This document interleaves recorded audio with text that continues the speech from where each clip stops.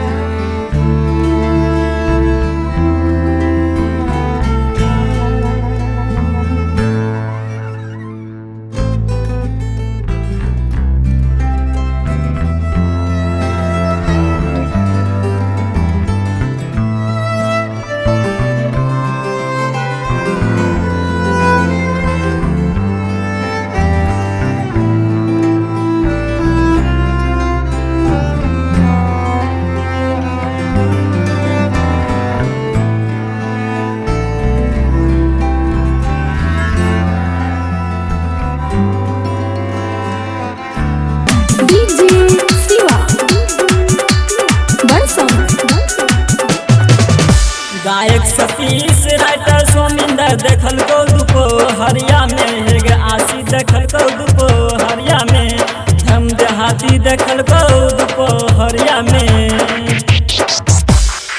माई हमर बुझल छौरा घरे में भेल उल्टी रे, माई हमर बुझल छौरा घरे में भेल कपड़ा रे।